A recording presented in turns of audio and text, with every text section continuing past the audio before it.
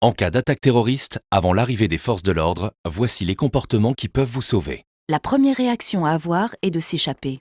Pour cela, identifiez d'où vient le danger pour vous en éloigner un maximum et le plus rapidement possible.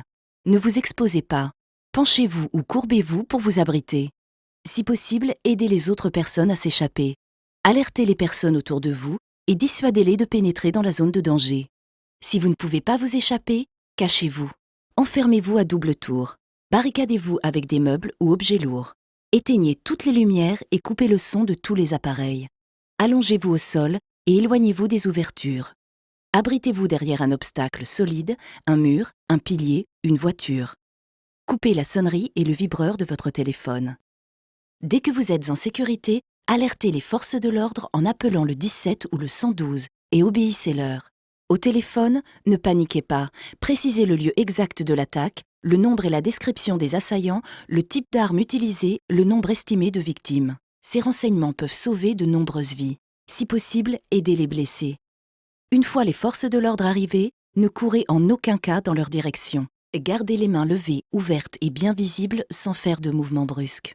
Si vous attendez les secours et les forces de l'ordre, et si vous êtes en sécurité, vous pouvez sauver des vies en réalisant les gestes d'urgence. S'il y a saignement, appuyez fortement dessus en utilisant si possible un linge propre, t-shirt, pull ou autre.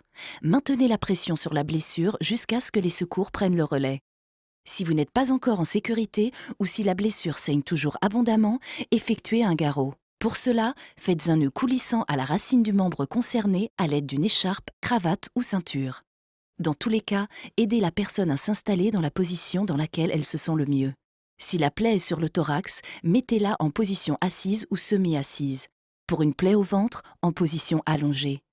Si la personne est inconsciente ou perd connaissance, tournez-la sur le côté comme si elle dormait en chien de fusil en position latérale de sécurité. Faites en sorte qu'elle puisse respirer correctement. Face à la menace terroriste, restons toujours vigilants. Dès que vous rentrez dans un lieu, repérez tout de suite les sorties de secours. Si vous êtes témoin d'une situation ou d'un comportement suspect, contactez les forces de l'ordre au 17 ou au 112. Ne diffusez aucune information sur leur intervention. Suivez les comptes Place Beauvau et Gouvernement FR sur les réseaux sociaux.